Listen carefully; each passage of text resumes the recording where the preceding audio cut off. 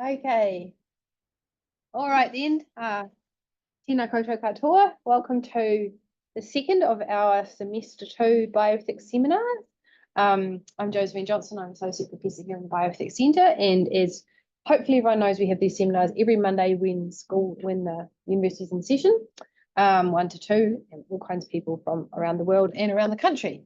So our just a couple of pieces of housekeeping before I introduce the speaker. So hello to the people on Zoom. Please keep yourself muted.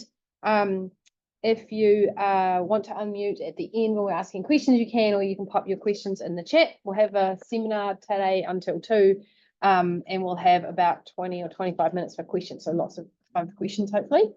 And if you're in the seminar room and you want to ask a question, just raise your hand at me, and I will keep track of the people. Or and then if you're on Zoom, like I said, just either put your question in the chat, or you can raise a virtual hand or unmute yourself, and we'll call on them. So now it's my pleasure to introduce a long-term friend of the Bioethics Centre here, Professor Martin Wilkinson from the University of Auckland, where he's a Professor of Politics and International Relations, and his research looks at lots of different ethical issues, including organ transplantation and public health, but today he's going to be talking to us about Munchausen's or factitious disorder and criminal liability. Thank you very much. Yeah. This is a new departure for me because I've been doing the public health stuff for a long time. Some of you will have heard me droning on about this over the years. Now done. I finished that. So I'm now doing something new, which means unusually I'm kind of open to suggestions and comments instead of slapping them down and sneering and so forth like I have done in the past.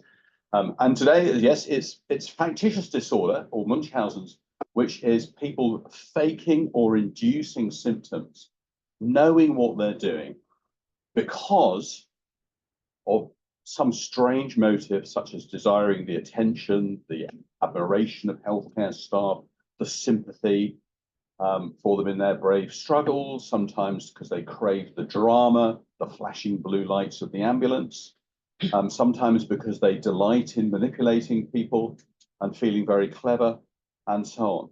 And people who are like this, some of them can do a great deal of harm, and yet they are never, fairly common to say this, never or virtually never prosecuted for the considerable amount of damage they do. And the puzzle for today is whether there's any good reason for this. So let me give you a small amount more detail. If you want to fake or induce an illness, there's lots of different things you can do. And the very mild end, there's sticking the thermometer on the radiator when no one's looking. There's giving the wound a good old rub to make it worse. There's complaining about backache or stomachache, notoriously difficult to verify or check on.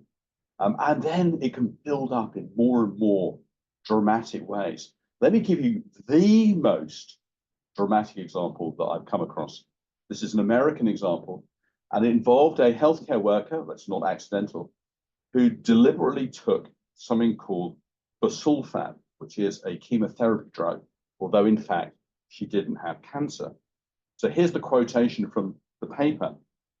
The covert ingestion of busulfan by this patient resulted in life-threatening bone marrow suppression, bilateral aseptic hip necrosis. Now, you're all more healthyistic than me, so in case you're not, what this means is the blood supply to the hip is being affected by the drug, the flesh is rotting, you can lose the joint.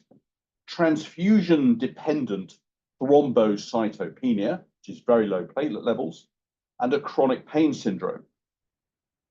Her treatment was complicated by non-compliance with prescribed treatments and polymicrobial sepsis, so sepsis caused by many, many different microbes, possibly secondary to the self-injection of, wait for this, the self-injection of feces into her central line.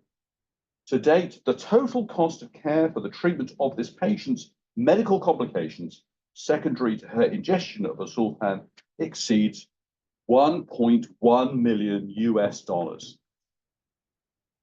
Now, on the one hand, you may be thinking, this is the United States. and their healthcare is overpriced there. So we need to deflate this to reach something that we would have in New Zealand. On the other hand, you would have to reflate again because this article was published in 2001. So some patients who fake or induce medical conditions cost an absolute fortune. They might have over 100 hospital visits in a year. Now, you know, you may be pinkos and not care about money very much, but in practice, what this means is that there are a lot of people who need treatment who are not getting it because people like this are clogging up the system. So hence the puzzle, you know, I mean, I've looked around and I've come across 2 cases where people who've been diagnosed with factitious disorder, this kind of faking inducing conditions, 2 cases only when there's been prosecution, and both have involved money. So one was an Auckland case of a woman who was done for having a give a little page, even though she didn't have anything, you know, she didn't actually have anything wrong with her, and she had factitious disorder, but the money was what she was, the little was what she was prosecuted for. And I've come across a case from the mid-90s in the United States, but this was for insurance fraud because the woman told the hospital that her insurance was going to cover this and then did fake documents of insurance. So the actual using up vast quantities of resources in virtue of this kind of behavior is in and of itself kind of almost never prosecuted. And hence the puzzle. And what I'll do is I'll give some possible reasons for why one might not prosecute. Some of these are we might think of as kind of practical reasons, about difficulties in getting proof, or not having the time to do this if you're a healthcare worker. And some are more principal kind of reasons, or apparently principal kinds of reasons, such as people with disorders should not be held liable, or that punishment would be fruitless. And I don't think any of these are on themselves particularly compelling kinds of reasons. Let me say a bit more about this condition. So one is a distinction between faking and inducing. Now, if you rub the wound and make the wound worse, that's inducing symptoms. If you put the thermometer on the radiator, that's faking symptoms. It's a matter of degree. I don't know if we can do anything about this. I can talk louder. Anyone hearing things in their ears? Yeah, that's good.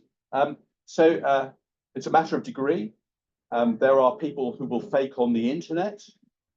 In fact, there's a Reddit site called Our Illness Fakers, which tries to expose people like this. There's been a mysterious explosion of Tourette syndrome on TikTok, of young women swearing away and so forth, although in fact Tourette's has traditionally been a predominantly male disease.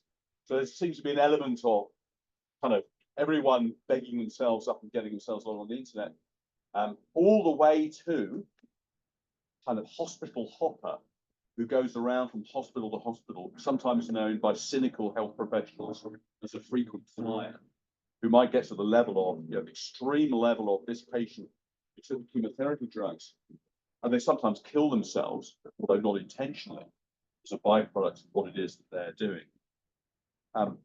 The thing I'm talking about, this thing called factitious disorder, is not the same as malingering.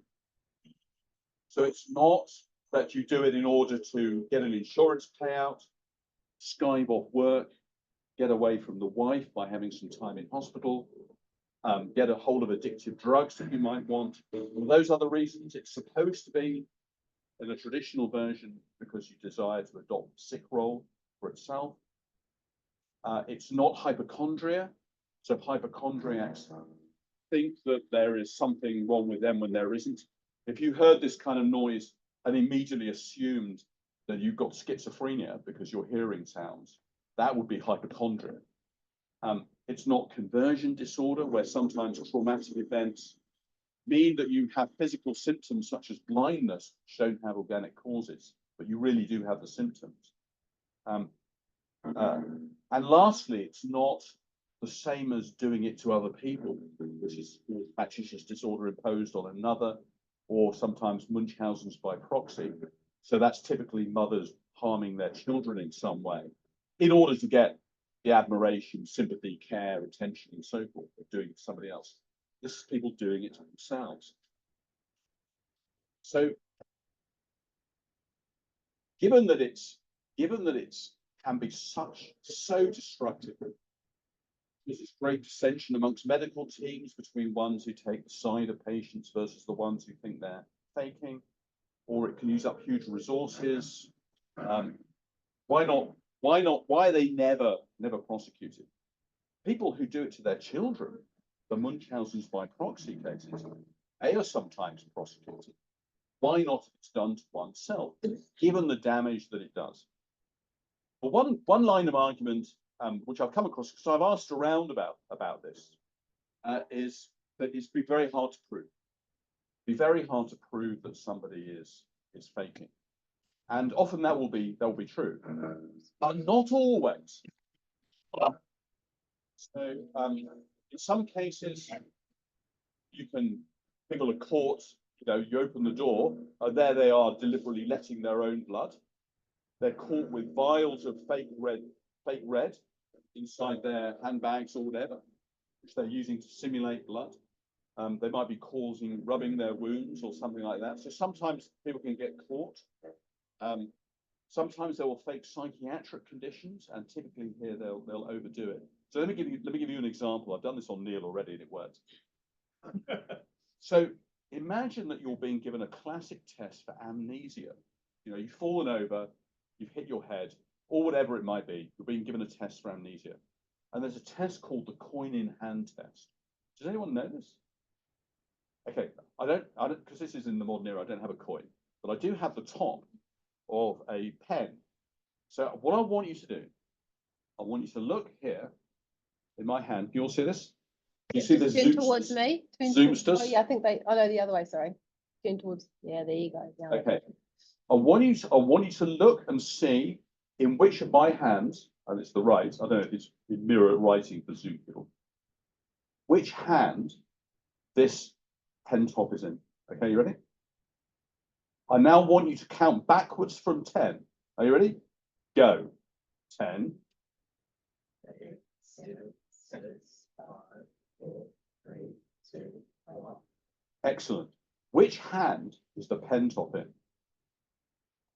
I'm not a magician. I'm not a magician? Exactly. Now, if you had real amnesia, you'd get it right. Apparently, they do.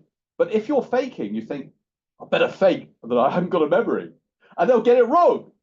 And that's one way of telling when people are faking, because malingerers and factitious disorder who don't know tend to overdo these kinds of things. Just like if they say they've got post-traumatic stress disorder and they have these terrible dreams, the dream will be an exact copy of whatever the supposed bad event was, and it never varies. Whereas apparently people who have real PTSD, the dreams are always kind of slightly off what happened, and they vary a lot. So they'll tend to overdo it. Point is this: hard to believe that the impossibility of getting proof is genuine. It's going to be very hard and impossible in lots of cases, but very hard to believe that it's always going to be impossible to get adequate proof, in which case that can't justify never prosecuting. And just to restate, the difficulties with getting proof do not mean that people who do it to their children never get prosecuted. Sometimes they do, notwithstanding, and convicted, notwithstanding sometimes the difficulties getting proof. So I don't think this can be a good enough reason. Second kind of reason is, it sounds like another practical reason, and it goes like this. We're already overstretched. We healthcare workers are already overstretched. Did you sort out? Have they stopped building the hospital now? Construction's been delayed a few months. That's right. Yeah, and never mind all those people who needed operations. Where was I? Yeah, so we're already we healthcare workers, we're already overstretched. We don't have time to get the evidence, run through all this. And anyway, people are so litigious now. If we try and do anything, they'll just say, you never looked after me properly, you didn't, and so on. And I think, you know, this could well be certainly an explanation for why there's no prosecution. And indeed, it could sometimes be a good reason. I suspect that how good a reason it is depends upon whether there's any other good reasons not to prosecute people with factitious disorder. You know, if you could get the proof, and if it did stop these kinds of bad things happening, then that might be a reason to overcome this practical difficulty. If, on the other hand, there's nothing you can do about it anyway, you prosecute, prosecutions never work, or no one's ever deterred, then you can see why I think, okay, it's just not worth trying. So anyway, it does seem to me that although this is a reason in its own right, we just don't have the resources to do this. How good a reason this is likely to depend upon how good the other reasons are. And so now we get on to more like the ethical side of things. So the obvious reason that would occur to people to think about why we shouldn't prosecute somebody with factitious disorder is because they have a mental disorder. And because they have a mental disorder, they shouldn't be held liable. In some way, given that they have a mental disorder, they don't meet the normal conditions for criminal responsibility. And I want to explore this idea, and then the final thing I'll talk about is deterrence.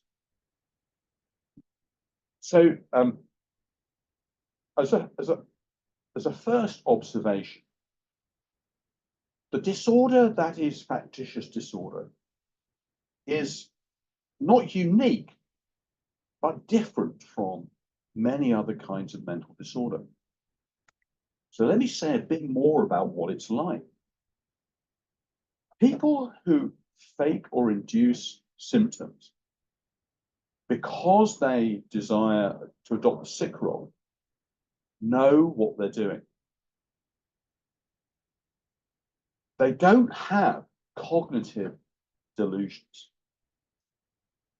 Not only do they know what they're doing, they meet, as well as many of the rest of us, pretty standard conditions for means ends reasoning. They have a goal, and they know how to go about achieving this goal.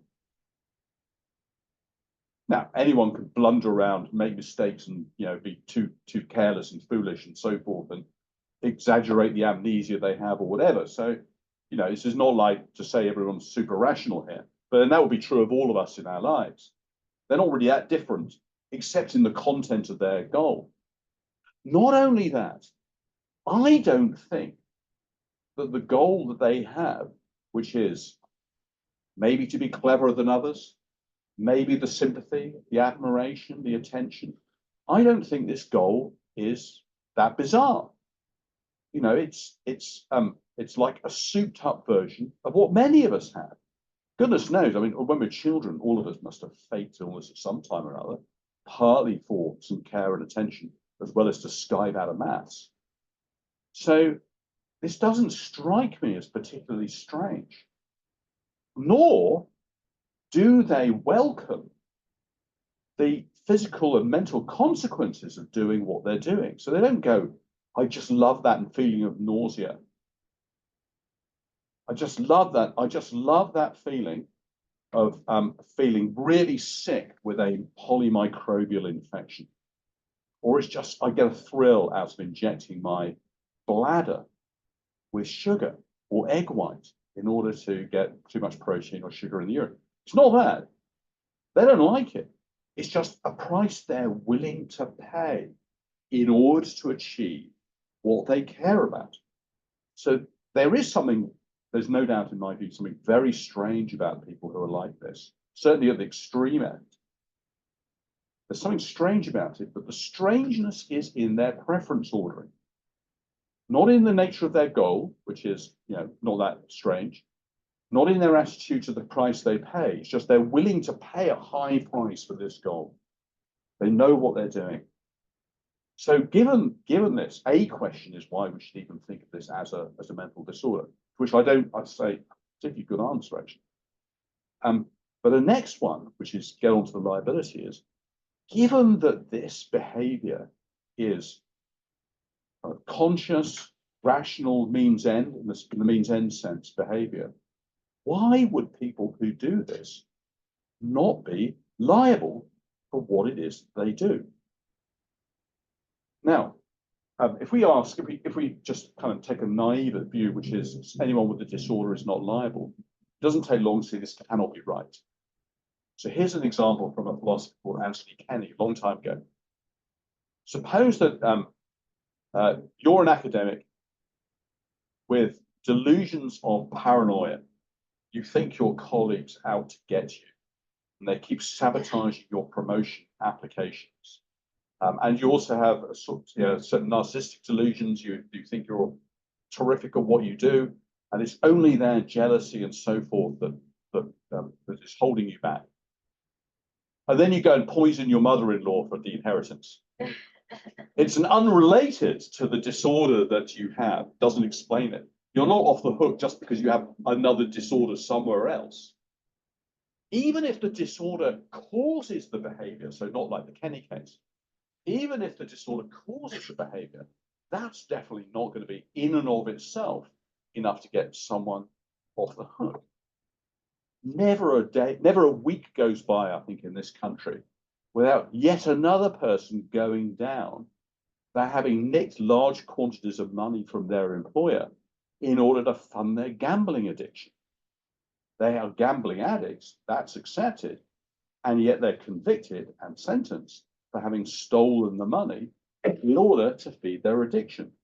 Just having a disorder doesn't mean you're not liable. And we know this also close to our case because of the Munchausens by proxy cases, which are sometimes successfully prosecuted, leading to conviction. And that's, if factitious disorder is a disorder, so's doing it to somebody else. It's doing it to your child. So, if we then say, okay, fine, the claim is now no longer there's a disorder, therefore not liable. The question is just whether, given this disorder, the person should be liable. Now, in liability, there is an insanity defense in this country and lots of other countries, and it follows certain requirements, which, rather than trying to pretend I can remember in detail, I'll just read out. You don't have a conviction if you have a disease of the mind, and it makes you incapable of understanding the nature and quality of the act or omission, or knowing the act or omission was morally wrong, having regard to commonly accepted standards of right and wrong. So that's the test in this country. It's the same in many, maybe all Anglo law jurisdictions.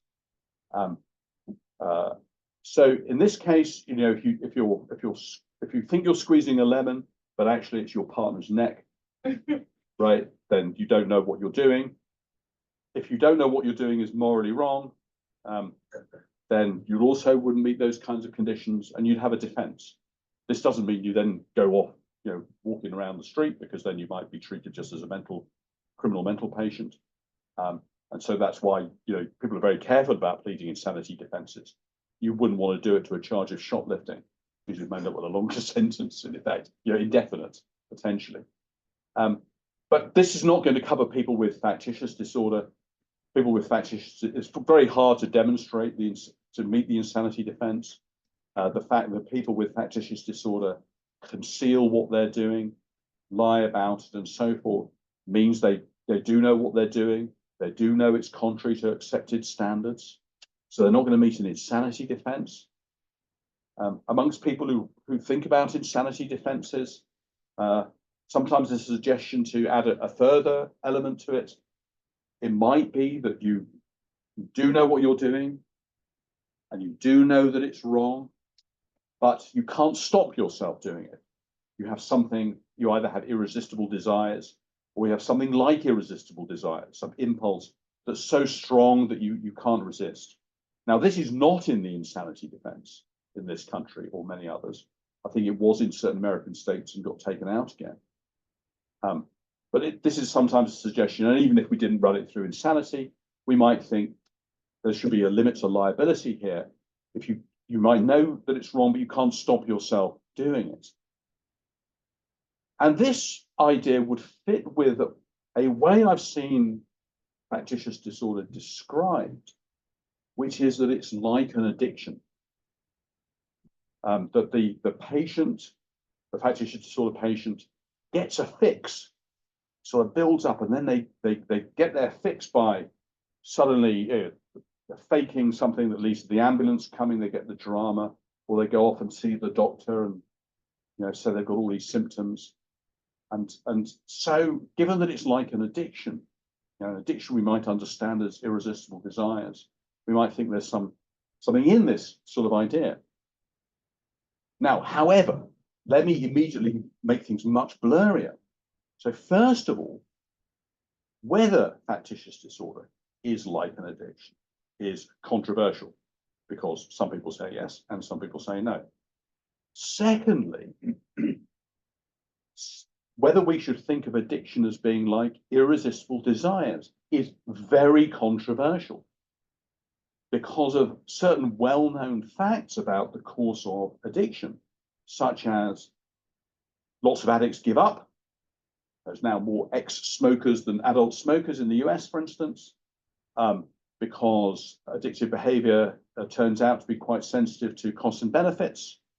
So in a way, say, unlike if you have Alzheimer's disease, that's not, we give you money to remember things, it's not going to work. People with addiction are sensitive to costs and benefits. They seem in control in various ways. And anyway, there's a very big difficulty in ever being able to tell the difference between a desire that couldn't be resisted and a desire that wasn't resisted. If you do something that you want, and we say, well, you shouldn't have done that, you can see why people might say, oh, I just couldn't help myself. How can we tell the difference between you couldn't help yourself and you just did what you wanted and you could have done if you tried? So it's very difficult to tell. But I think if we're going to run the idea that factitious disorder is like an addiction, then actually that tells against the idea that there are irresistible desires. And in any case, we might still wonder why having irresistible desires mean that you're not liable.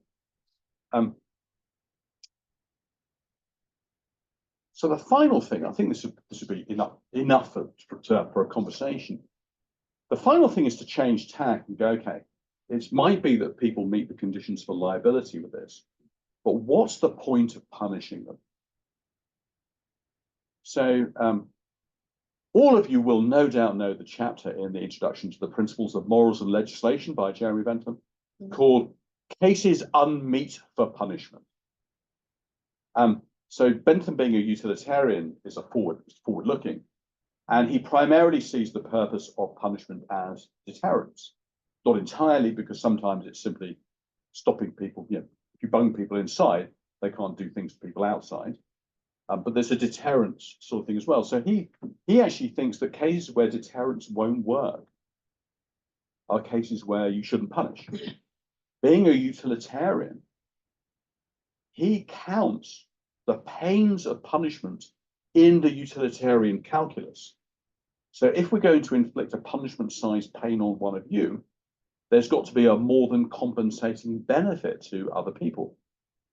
So if there isn't, because say deterrence doesn't work, then you shouldn't punish. So this, I think, can be broken down into two if we apply this to people with factitious disorder. One is there's nothing you can do to deter them, and the weaker version is legal punishment would not do anything to deter them. Now, whether either of these claims is true, I don't think we know. And the reason I don't think we know is because, first of all, it's quite generally accepted that factitious disorder and what it's like is not massively well understood. It's not massively well understood because of the difficulty of finding people with factitious disorder and talking to them for long enough before they scarper, or before they simply deny that they've got it. So it's not like lots of other kinds of conditions which are very well studied. It now seems to be reasonably widely agreed that it's more women than men. In the earlier days, like maybe 20, 30 years ago, you had people confidently asserting it was more men than women, and other people confidently asserting it was more women than men. Now it seems to be accepted it's more women than men. Nobody really knows the incidence. I've read estimates that go up to 5% of physician encounters, but lots of other people think this is a wild exaggeration. So there's a lot we don't know, and that includes, I think, not knowing whether people are deterrable. I mean, given that they're clearly sensitive in a sense to costs and benefits, it's not a sort of compulsive behavior. Well, it's not like a knee-jerk reaction. So, the classic knee-jerk reaction is you put your leg over the other and someone bashes the kneecap and your leg shoots out. That's outside choice. It's clearly sensitive. There's all sorts of clever ways to try to adjust to whether you'll be detected and so on. And that, you might think, doesn't really go along with being unable to deter if you're sensitive to your costs and benefits. But I think we don't know. So this is a possible line of argument that because they couldn't be deterred, there's no point in doing the punishment. We just don't know. But that in itself probably isn't enough, because there might be other reasons to punish as well, such as because they do so much damage, they ought to be punished. Some sort of retribution kind of argument. But that's where I would kind of leave this, I think. So let me stress, this is new stuff for me. I think in a way it's new stuff for anyone. I've never come across anybody who's raised a question in any detail about whether people with factitious disorder who run up huge bills should be prosecuted. So it's new, probably new for everyone. And so I'm kind of exploring certain kinds of options. But my sense is, so I'll put this, something you could disagree with, is they meet the conditions for liability. They don't have an excuse, an adequate excuse. Might make a difference at sentencing, but not at liability. And maybe the deterrence idea is a good reason not to punish, but I'm doubtful about that, given that apparently people who have this condition are sensitive to costs and benefits. Anyway, feel free to, say what you like. Thank you. We will now take questions, and we already have one here from Andrew. Andrew, do you want to speak your question out, or shall I do it for you? I think you do it better than me, Jason. Feel free. Okay, so Andrew says, nice work, Martin. My first hunches are with you on the candidate normative reasons not to prosecute in such cases. My first hunches favour instead the more pragmatic or practical candidate reasons not to prosecute, which I think can in principle also be justifying reasons not to prosecute. Related question to you, is there much empirical research on this, asking the decision makers in such cases why they decided not to prosecute, then looking for factors that might show relevant variation? E.g., we didn't prosecute because the main harm here was to the perpetrator, but we would have prosecuted if the main harm were instead to the perpetrator's child, etc. No. So if the question is has somebody gone around asking healthcare providers, why do you never prosecute people with factitious disorder? The answer is no. But as I'm aware, there is not a single thing written on this. Thank you. Janine? Thank you. Really interesting. I think it's going to be hard to get your net cast around this group without getting it too wide. It feels, so much of this feels like bread and butter medicine to me. And I wrote down a list of things that I thought were similar enough that I wondered if you thought about it. So the person who has the cry for help, the adolescent who doesn't take their insulin because they enjoy being hospitalized because they get to play foosball, the person who is doing self-harm by cutting, the person who calls the ambulance to have somebody to chat with, multiple suicide threats, suicide attempts, the person who jumps in front of puts their car in front of a train. I mean, all of those, they're not all factitious disorders, but they're different types of things where people do things, some with some sort of intention or thought, but that they clearly have something going on with them psychiatrically. So how are you going to narrow it to not get the cry for help suicidality or the cutter? Well, I mean, I think it's a very good question, actually. So, so one thing is I wouldn't want to say is that you should not treat people. So, and you know, I'm fairly persuaded that there's good reasons in medicine. You know, if somebody turns up with things wrong with them that they've done to themselves, not to go, oh, look, it's your fault, we're not going to treat you. There's all sorts of good reasons for that. I mean, I think, you know, obviously you can tell the difference between some of these kind of cases. So somebody who self-harms in order to try and distract themselves from the voices in their head, or somebody who self-harms because they've got a terrible feeling of self-loathing and think they deserve punishment. You know, you don't want to, you certainly wouldn't want to kind of say, oh, well, you know, you're responsible for this, and so we're going to prosecute you. And you can see how this is in response to problems caused by a disorder that they've got. I mean, the person who calls the ambulance because they're lonely, you know, keeps turning up to the doctor because they're lonely. I mean, you might want to look for other ways around this kind of a thing, but you could see how that, the closer it becomes to some of the cases I'm talking about, the more I want to say that in the end, you know, maybe they should be prosecuted.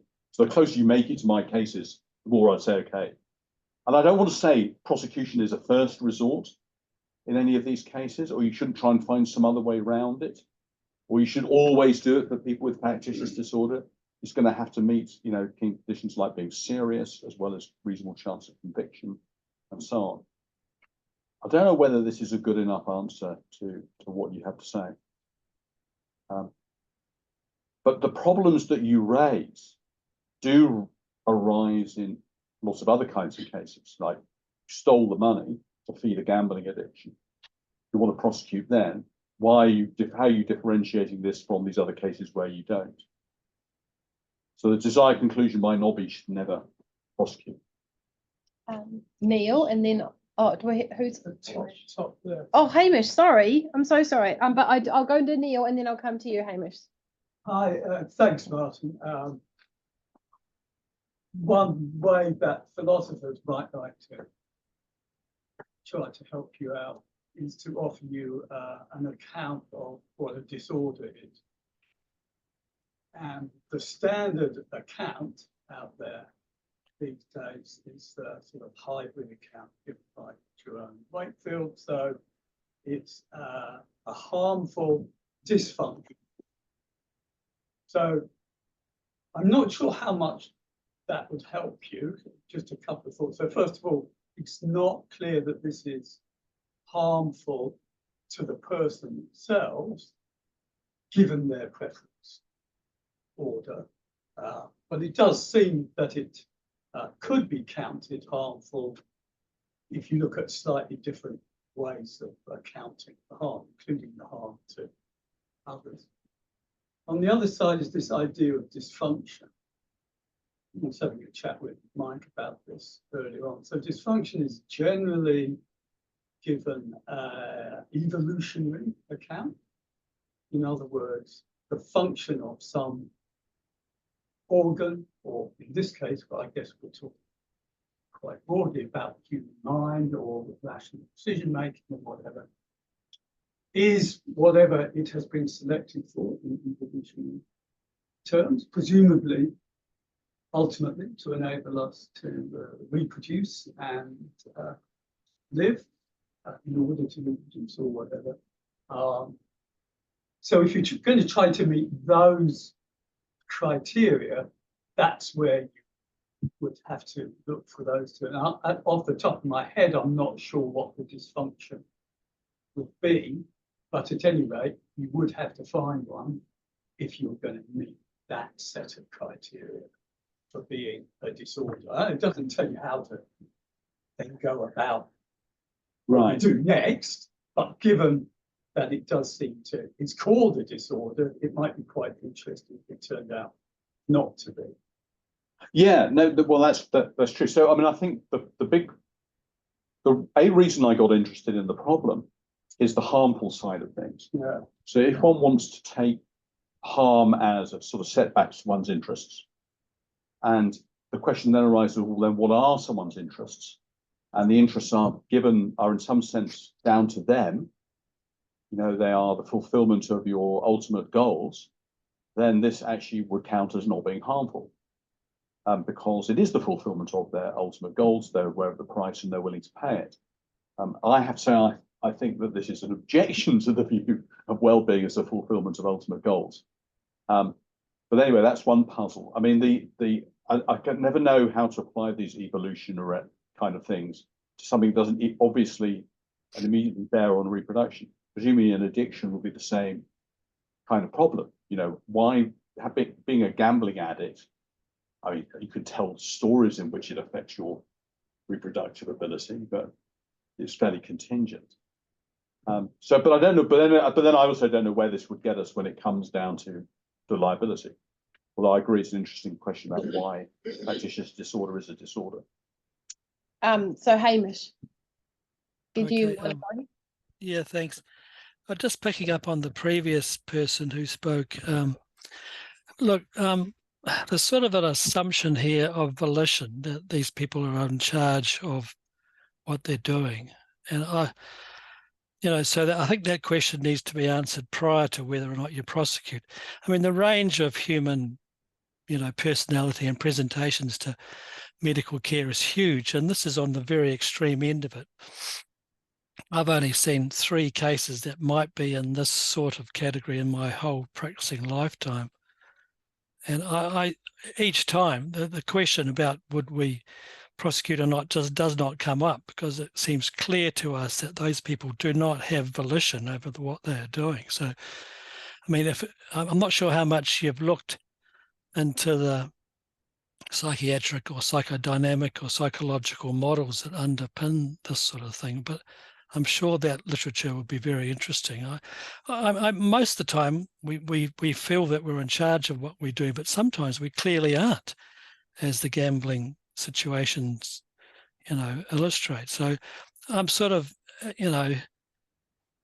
I'm sort of a little bit, I'm trying to think of the word, a little bit shocked that there's so much righteous horror about this sort of presentation, as if people can just pull themselves together. I don't think we can. I think we're not in charge of ourselves. We had Freud and Jung quite helpfully pointed out the nature of the unconscious and how that drives what we do. So, so I think the question whether you prosecute or not is a long way down the track. We first have to understand what's going on for these very unfortunate people who in my view, are not in charge of what they're doing. Well, I think I'll look this way so I can look you in the face. I think your view is much more controversial than you think it is. So indirectly, I have come across cases of this. And in fact, my maternal grandmother did it in her lifetime. And the interpretation of it as something that's not volitional is, you can see why somebody would take this kind of a view. But on the other hand, there are people who think, look, they know what they're doing. And in some cases, they display ambivalence, ones who are going through therapy, and they say they'd like to stop themselves doing it, but they can't. But others don't do that. They kind of identify with what they're doing. They're kind of happy to be manipulating other people and so forth. I mean, if one then brings out Freud and Jung, then we're not really going to be differentiating a lot of this behavior from what we do anyway. So you, I think, might then be taking a view that's just very skeptical about whether anybody or many people have volitional control over what they do. But that in turn raises a difficult question about how much control somebody needs to have in order to meet conditions for liability. And here, part of the answer is to realize this is not just a psychological or philosophical question. It's a practical question about the kind of protections that we want from each other and the kind of autonomy that we want to make choices about ourselves, so that we're treated as people who can make decisions and are responsible for them, rather than threats who have to be protected against. So I do think I think your view. So it's very strange for me not to be looking at your face directly while I'm doing this. But I think your view is more controversial than then I think, well, I don't know whether you realise, but I think it's controversial to say that. G'day, Scott. But I do a lot of work in this area quite practically, both in the legal and psychological spaces, and just being candid. There is a question that fits this, but I actually find the language and conceptualization around this actually incredibly worrying and problematic. The disorder you're talking about is definitely identified in the DSM-5. I've just brought it up and had a quick look at it.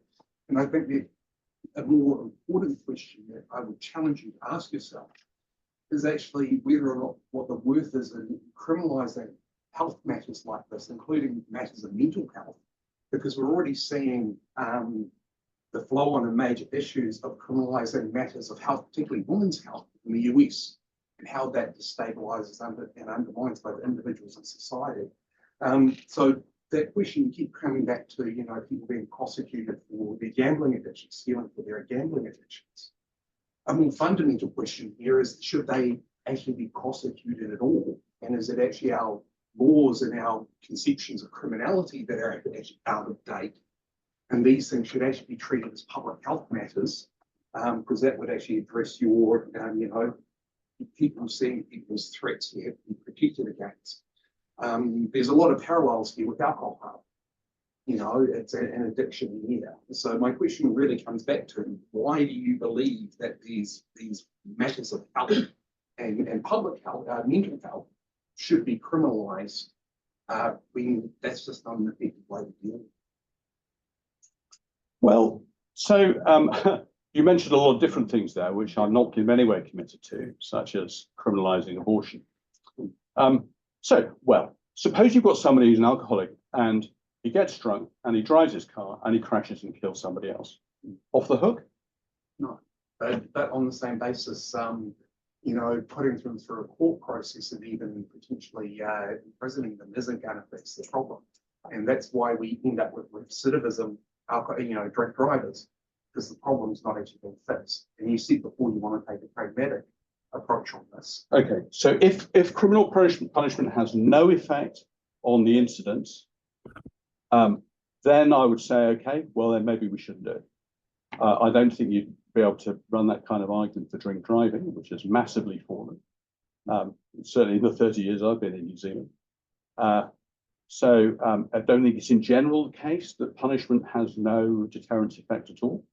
I mean, if you wanted to pin it to that, okay, but that doesn't sound to me like you do want to pin it on that. You also think that simply because they have some kind of disorder, that means they're not liable, although you don't want to say that for the alcoholic who crashes a car. There's biological correlates underneath these things, and the training I've got, I'm able to identify high conflict personalities, which would otherwise in psychological settings be known as people with personality disorders. And there's, in most cases there's actually, well, if you look at psychopathy these days, more known as antisocial personality disorder, there is a direct correlation to the lack of a particular type of neurons within part of their brain that affect empathy. So once again, you should treat this as a health matter rather than a criminal matter. So again, so the question comes to you. If you only say it's a health matter rather than a criminal matter, your thought might be, if we treat it as a health matter, it would have better overall outcomes. That may or may not be true. And another way to take it is, because it's a health matter, it shouldn't be a criminal matter because people don't meet conditions for responsibility. But you don't actually want to say that in lots of cases. I don't want to say that. You do want to say I will bite that bullet. So the alcoholic who crashes the car, Yeah, they need treatment. and they shouldn't be punished for this. Yes, they shouldn't. It's quite a controversial view, though.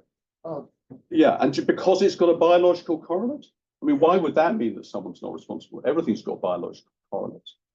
That's a longer conversation, but the evidence is very well and clear on the fact that criminalising these things doesn't fix the problem. Well, the evidence isn't that clear, actually. Yes, it is. I can send you the evidence if you want. Well, do send me the evidence, but I mean, what we consider solving the problem might vary. And the contrast case would have to be something like there's no liability for things. You know, so why have drink driving rates fallen? Why do crime rates fluctuate in various ways? I mean, the idea that it's been clearly demonstrated that deterrence has no effect whatsoever is not a clearly demonstrated non-controversial position in criminology. I'm going to ask a question. Yeah. Although no one else has yet, so I'll put myself on the list. The question I get from students about this type of thing is not about whether or not those people should have to pay for their own treatment. I actually understood you to be saying that. Maybe you weren't. No, they shouldn't That have they to pay. about whether that the liability you were talking about, I thought was, would they be on the hook for the charges of for the cost of their care that they have versus whether or not they would be charged with some kind of crime. But maybe that doesn't matter too much. But I understood you to be talking about who pays for this care. So the students do ask not that question, but they ask, can we turn those patients away? Not because they're planning to do it, but they have a that's the kind of they see a moral issue with like not caring for somebody who's, you know, coming in under these kinds of circumstances. But they also see the burden on the system of people. And I think that it's a question you said you weren't going to ask, but I think it's the more proximate question actually than whether or not they should be on the hook for the cost of their care is whether or not they should be receiving the care at all. And there, I think one of the challenging issues might be that a lot of the care that they want isn't actually treatment for the mental disorder, right? They're not coming in asking for care for related to the mental disorder that they're suffering from. They're asking for, I don't know, overnight stay in hospital and some kind of medical intervention that isn't the care of the mental disorder. And that's where the kind of, I think some of the dissonance is coming in for maybe for students when they're medical students when they look at these patients, but maybe for you, but certainly for me, is that the care that they need and want, that the care they want is not the care that we maybe think they need. So if they were coming in and saying, I have this desire to harm myself so that I can get a night in the hospital, can you please treat that desire? Versus I'm coming in with like asking for a night in the hospital. The cry for help. Yeah, like it's the treatment. Yeah, so that's Right. Do you see that distinction between like treating the mental disorder of factitious disorder or treating the symptoms they're coming in with? Well, so let me see. So first of all, I'm not saying they should have to pay for the cost of their care. So what was it you were thinking that they would be? Somebody who uses up $1 million worth of resources, you know, it's like, Because in US, that woman might actually get a bill for $1 million. Like that would be the punishment, if you like, is that she'd just be on the hook for her medical costs.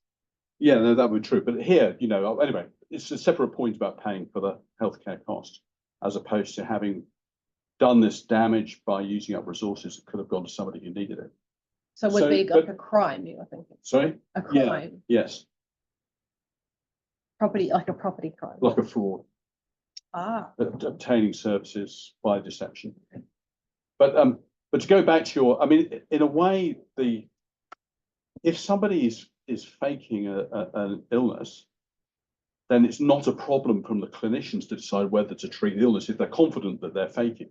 And often they're not, and this goes on and on and on. But you know, if you know somebody hasn't actually got this condition, they haven't really got cancer, then it's not a difficult ethical question to know, should I treat them for cancer?